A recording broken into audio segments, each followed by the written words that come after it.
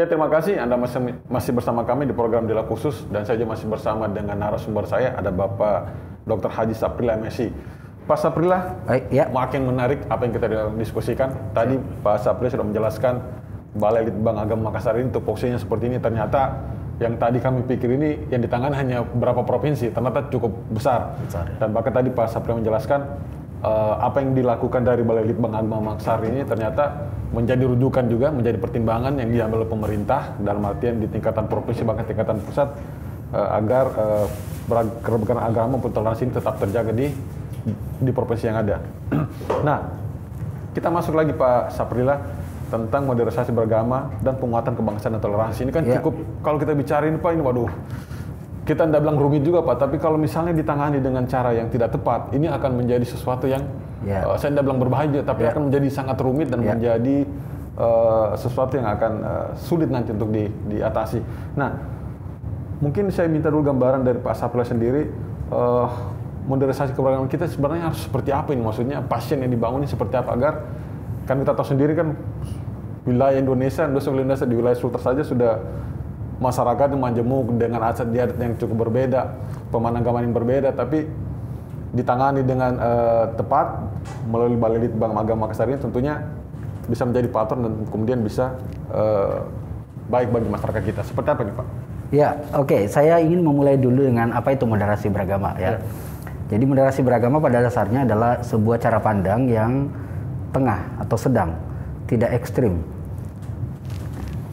Ya, tidak ekstrim ya, tidak ekstrim kanan dan tidak ekstrim kiri, berada pada titik tengah begitu.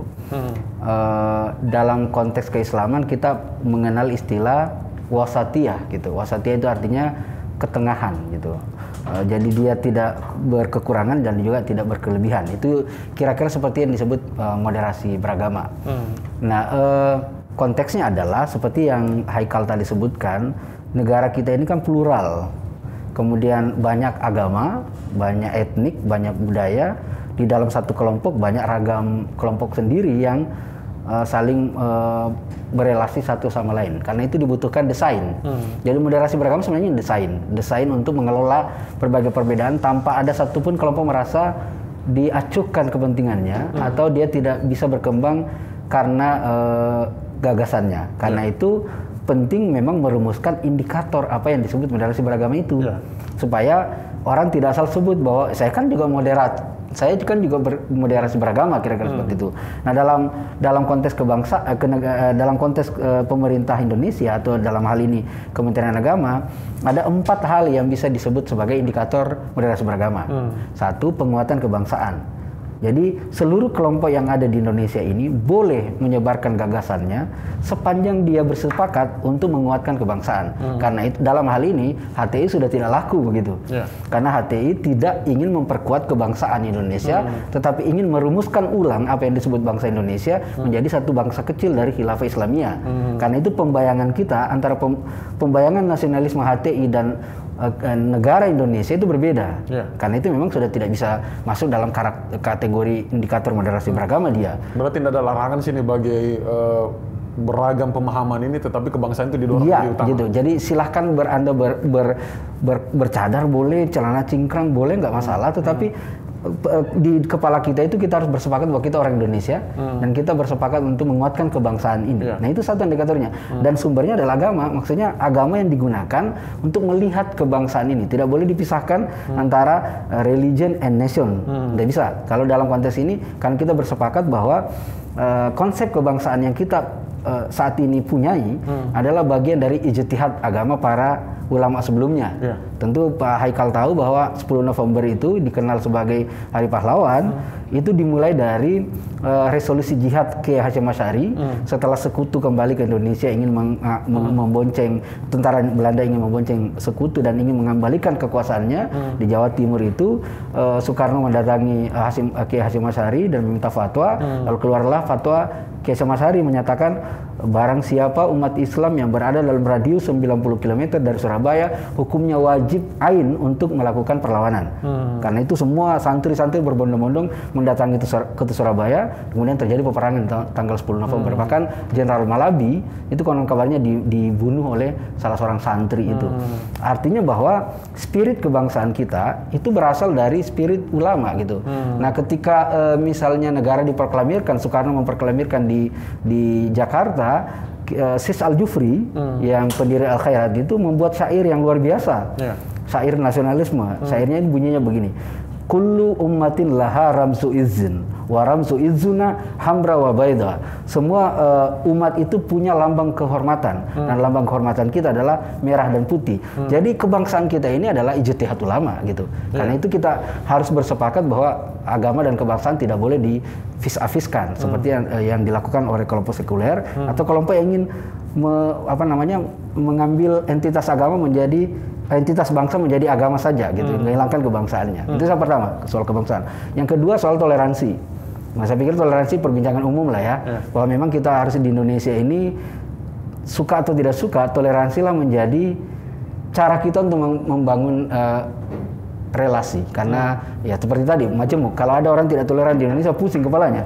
Karena banyak orang berbeda kan di sekitar kita, ada Kristen, ada Islam, ada ini. Jadi kalau ada orang Indonesia yang tidak berpemahaman toleran, dia sendiri pusing gitu. Jadi tapi toleransi ini menjadi salah satu indikator moderasi beragama.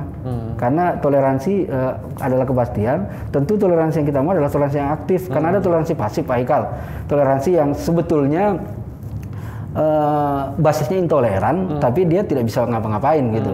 Misalnya ini Pak Haikal tinggal di satu BTN, di samping rumahnya orang Kristen.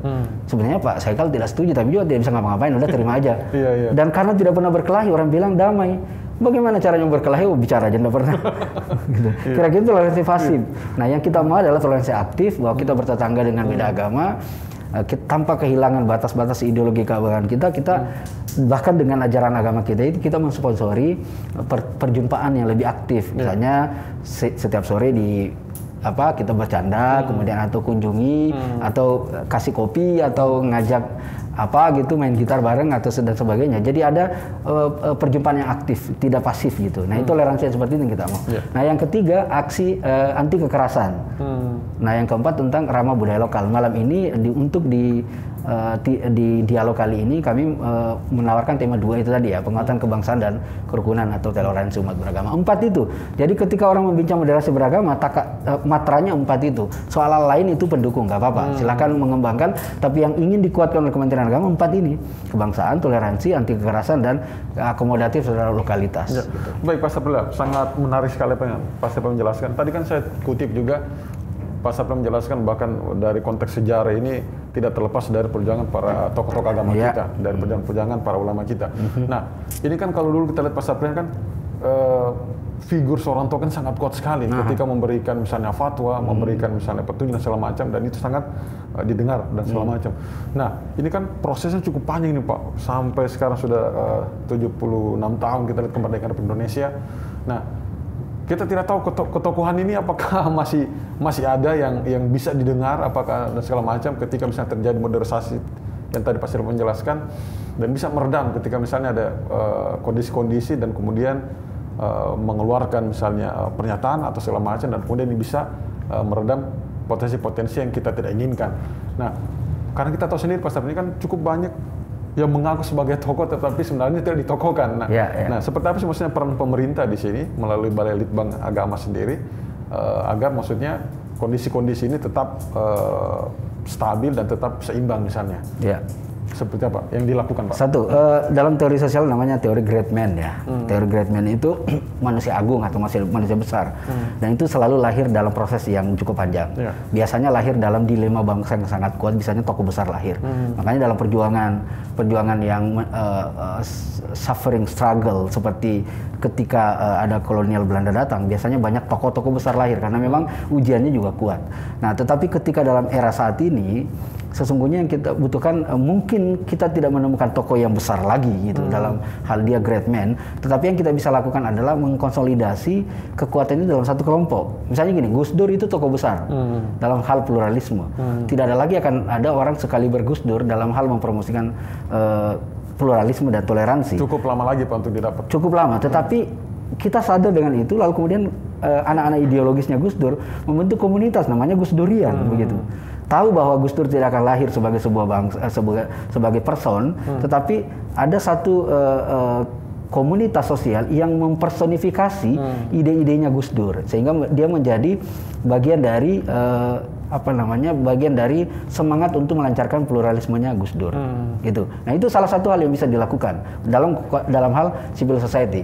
Tapi dalam konteks pemerintahan yang dibutuhkan adalah dalam konteks pembicaraan moderasi beragama, regulasinya harus kuat, gitu. Itu yang paling penting gitu. Jadi regulasi dan pendekatan hukumnya juga harus kuat. Jadi ketika regulasi digunakan, maka hukum juga harus dikuatkan. Jangan sampai ada regulasi lalu kemudian implikasi hukumnya tidak ada. Kasus yang terjadi di Sintang kemarin, pembakaran rumah ibadah Ahmadiyah, sesungguhnya adalah karena orang hanya melihat SKB 3 menteri itu tentang pelarangan Ahmadiyah. Lalu kemudian katanya ada analis mengatakan gara-gara SKB itu muncullah pembakaran Masjid Ahmadiyah di Sintang, tapi lupa bahwa dalam SKB itu juga dilarang untuk melakukan kekerasan, begitu. Jadi dalam SKB itu juga ada klausul untuk dilarang melakukan kekerasan. Jadi orang hanya melihat soal pengekangan Ahmadiyahnya, tetapi soal melarang untuk melakukan kekerasan juga tidak dilakukan, gitu. Nah, saya memang dalam hal ketika tokoh The Great Man itu sudah tidak bisa lahir dalam sebuah fase sejarah, maka kita butuh pemerintah yang kuat dan sistem hukum dan regulasi yang kuat. Nah, di Kendari menurut saya juga belum ada move yang membahayakan sesungguhnya, dalam pengertian begini, secara umum platform masyarakat Kendari itu terbuka dan toleran. Masyarakat Tolaki dan Buton yang menjadi masyarakat lokal di sini punya platform berpandangan yang terbuka. Apalagi masyarakat Tolaki itu kan sangat terbuka, sangat aware, sangat adaptif terhadap siapapun yang datang kepada mereka. Sepanjang orang yang datang itu memberi impact positif kepada mereka. Ya, bahasa kasarnya, kalau Anda baik, kami lebih baik dari gitu. Nah, itu karakteristik masyarakat Tolaki yang membuat yang menjadi identitas sesungguhnya masyarakat di Sulawesi Tenggara ini, sehingga mungkin konflik tidak terlalu banyak ditemukan, kecuali mungkin konflik yang berbasis dengan tanah dan sebagainya. Tetapi dalam hal yang disebutkan Pak Haikal, bagaimana mengatur atau memastikan potensi konflik itu tidak muncul, memang dalam hal di daerah yang seperti Sulawesi Tenggara ini, di mana tokoh besarnya tidak ada, atau orang didengar oleh semua orang nyaris tidak ada, maka kekuatan pemerintah melalui regulasinya menjadi sangat penting. Ini harus ditonjolkan, menjadi harus penting. Karena itu konteksnya indeks KUB ini yang kami akan lakukan nanti bersama Kementerian Agama Kementerian Agama Provinsi Sulawesi Tenggara. Satu, untuk memastikan seberapa lemah potensi konflik. Kan kita harus tahu bahwa potensi konfliknya tidak banyak. Tapi kita juga tidak boleh menutup mata bahwa negara ini wilayah Sulawesi Tenggara tanpa konflik. Ada beberapa kasus yang terjadi di Buton, kan penyerangan Ahmadiyah juga terjadi di sana. Kemudian beberapa kasus yang sifatnya pertarungan identitas juga ada. Pertarungan Buton dan Tolaki juga ada, gitu. Soal-soal seperti itu. Nah, karena itu memang indeks KUB itu ini memastikan seberapa potensi konflik, seberapa kecil, lalu kemudian seberapa banyak kartu pengaman yang kita punya, begitu. Dalam pengertian begini, seberapa banyak konfliknya dan seberapa besar bara api yang mungkin terjadi, tapi seberapa banyak air yang kita punya. Itu yang mau diukur melalui indeks KUB, sehingga bisa dipertimbangkan nanti dengan potensi konflik seperti ini dan potensi pemadamnya juga banyak, maka ini bisa dikontrol ini. Nah, kan berbahaya itu kalau apinya lebih besar, pemadamnya kecil, gitu. Ya, itu persoalan. Misalnya indeks masyarakatnya ternyata baranya lebih besar daripada apinya, itu persoalan, gitu. Ya. Oh ya, Pak Saprila. Kita tahu kan mulai dari beberapa tahun terakhir kan selalu yang menjadi, apakah mungkin karena memang kita sebagai agama mayoritas yang ada di Sulawesi secara nasional maupun di tingkatan provinsi lebih besar, ini kan sangat kencang sekali diskusinya bahwa dinyatakan ada satu golongan misalnya Islam misalnya yang tidak toleransi, misalnya intoleran dan segala macam. Nah, kemudian stigma lain juga ketika sudah menggunakan cadar ini, wah ini kayaknya ini sangat esen segala macam. Nah, saya maksudnya gini, bagaimana sih maksudnya peran dari pemerintah sendiri untuk melakukan penguatan kebangsaan agar isu yang dilempar seperti ini memang tidak seperti ini, memang hanya sebagian saja yang kemudian mendorong itu, akhirnya menjadi diskusi yang tidak bisa dipertanggungjawabkan. Seperti apa peran dari sini yang dilakukan nantinya agar tidak terjadi seperti itu? Iya, gini, kalau moderasi beragama ingin dijadikan sebagai cara pandang, memang kita bersedia untuk melihat konteks. Gini, tentang cadar misalnya, harus diakui di era tahun 2000-an, di awal-awal reformasi, cadar celana cingkrang itu terasosiasi penuh dengan kelompok radikal. Karenanya hampir semua kelompok-kelompok yang ditangkap itu dia celana cingkrang, jenggotan, dan istrinya bercadar. Sehingga asosiasi itu muncul di kepala masyarakat Indonesia secara umum, sehingga muncullah ada semacam stigma yang bercadar itu radikal. Tetapi itu tidak boleh berhenti di situ. Kita harus juga setuju dengan perkembangan-perkembangan yang terjadi dalam masyarakat Islam. Jadi perkembangan cadar sekarang mengalami semacam proses kulturisasi sesungguhnya, di mana pengkaitan dengan gerakan radikalisme perlahan-lahan itu lepas sesungguhnya. Jadi di era kita hari ini, di saat ini, atau masyarakat yang hidup di situasi saat ini, tidak boleh lagi terjebak dengan stigma bahwa yang bercadar itu radikal. Tidak bisa, itu old fashion, itu pandangan lama. Karena ternyata sekarang cadar itu sudah masuk ke dalam ruang kebudayaan. Banyak orang, anak-anak, misalnya di Indonesia itu namanya kelompok Niqab Squad. Saya tidak tahu di Kendari apa ada atau tidak. Niqab Squad itu ada di Makassar. Dia dibuat oleh istrinya Caesar itu, mantan istrinya Caesar, kemudian bercadar dan kemudian mengumpulkan seluruh perempuan bercadar di Indonesia, tetapi dengan melakukan hal-hal yang tidak hanya agamis, tapi juga hal yang kayak jual kecantikan. Kemudian di dalam komunitas bercadar itu mereka punya hobi memanah, panjat tebing dan sebagainya. Jadi menjadi passion di situ. Dia sudah menjadi passion. Jadi dia bergeser itu sesungguhnya dari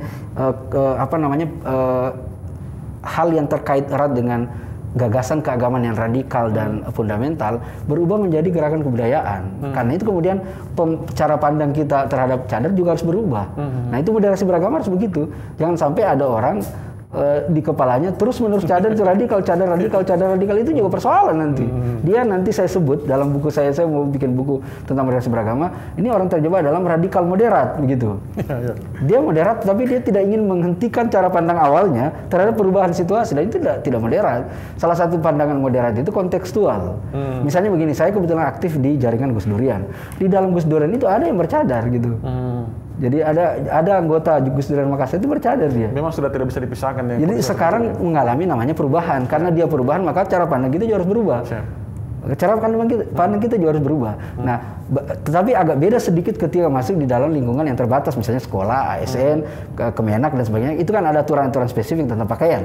Jadi bukan lagi soal negara misalnya melarang cadar di instansi pemerintahan, itu tidak ada kaitannya dengan anti radikalisme, tapi negara memang punya standar di dalam berpakaian begitu, sebuah standar yang independen. Sama jika kalau misalnya Pak Haikal punya anak SMA memasukkan sekolahnya di ICM, dipastikan harus bercadar karena di dalam ICM itu Islamic Center Muaz bin Jabal mewajibkan semua santrinya bercadar, kan itu menjadi kesepakatan. Sama juga kalau misalnya anak muslim yang mau disekolahkan di sekolah Katolik, itu harus menandatangani perjanjian bahwa kalau anaknya mau lanjut sekolah di Katolik harus bersedia diajari agama Katolik. Dan masing-masing punya standar sini Pak. Nah, dalam hal lanjut Pak Saifullah, kita coba komersial berikut ini.